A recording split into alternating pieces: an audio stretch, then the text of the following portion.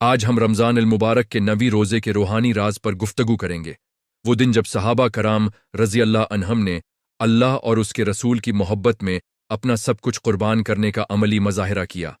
یہ صرف ایک تاریخی واقعہ نہیں، بلکہ ایمان، وفاداری، ایثار اور مکمل سپردگی کی ایسی مثال ہے جو قیامت تک آنے والے مسلمانوں کے لیے مشعل راہ ہے۔ 9ویں روزے کی روحانیت کو سمجھنے کے لیے ہمیں اس دور میں جانا ہوگا جب مدینہ منورہ کی گلیوں میں ایمان کی خوشبو پھیلی ہوئی تھی اور ہر دل میں اللہ کی رضا سب سے بڑی خواہش بن چکی تھی۔ یہ وہ زمانہ تھا جب اسلام ابھی اپنی ابتدائی مضبوطی کے مراحل میں تھا۔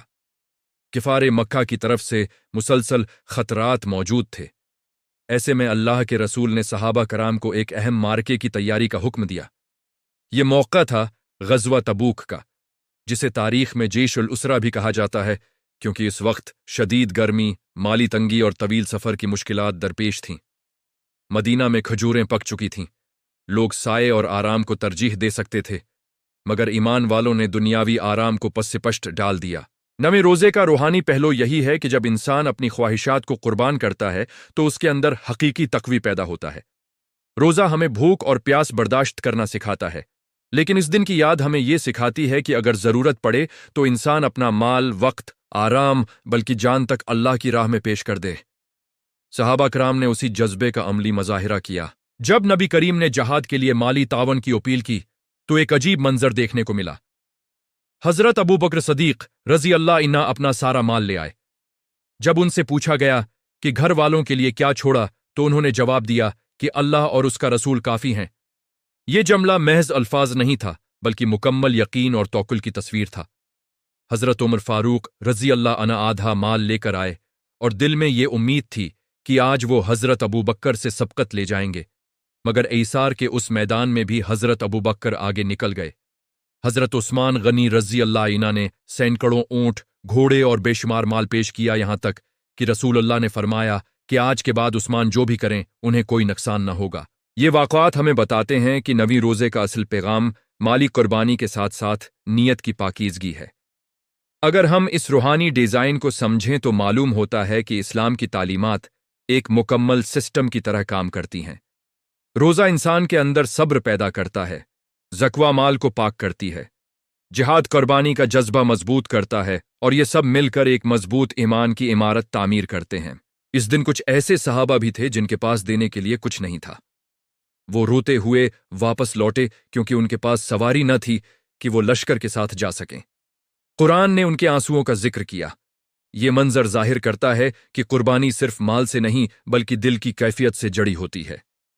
جو شخص دینے کی نیت رکھتا ہے مگر وسائل نہیں رکھتا، اللہ کے ہاں اس کا اجر بھی عظیم ہے۔ 9ویں روزے کے روحانی راز میں ایک اور اہم پہلو اخلاص ہے۔ منافقین بہانے بناتے رہے، گرمی کا عذر پیش کیا، سفر کی دشواریوں کا ذکر کیا، مگر سچے مومن ہر حال میں تیار رہے۔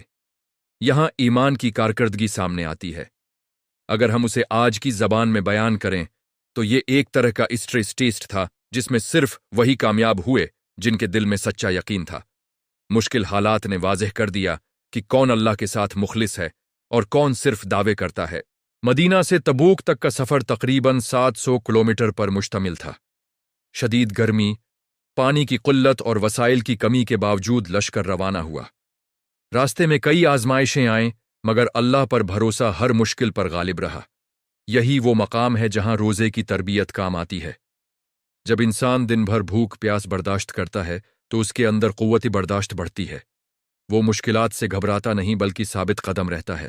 9ویں روزے کی ایک خاص روحانی خوبی یہ بھی ہے کہ یہ ہمیں اجتماعی قربانی کا سبق دیتا ہے۔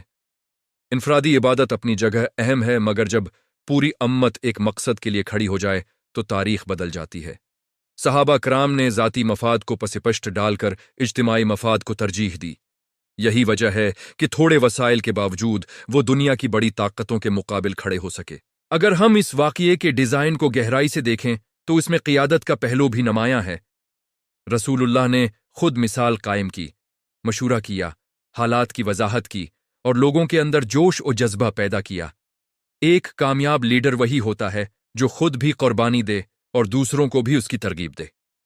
صحابہ نے اپنے قائد پر مکمل اعتماد کیا اور یہی اعتماد کامیابی کی بنیاد بنا۔ 9ویں روزے کا روحانی راز ہمیں یہ بھی سکھاتا ہے کہ اصل کامیابی دنیاوی فتح نہیں بلکہ اللہ کی رضا ہے۔ غزوہ تبوک میں باقاعدہ جنگ نہیں ہوئی بلکہ دشمن مرعوب ہو کر پیچھے ہٹ گیا، مگر اس مہم نے مسلمانوں کی طاقت اور اتحاد کو ظاہر کر دیا۔ یہ ایک اسٹریٹجک کامیابی تھی جس نے پورے عرب میں اسلام کی ساکھ مضبوط کر دی۔ آج جب ہم اپنے حالات پر نظر ڈالتے ہیں تو محسوس ہوتا ہے کہ ہمیں اسی جذبے کی ضرورت ہے۔ ہم روزہ تو رکھتے ہیں، مگر کیا ہم ایثار کا وہ معیار حاصل کر پاتے ہیں جو صحابہ نے قائم کیا؟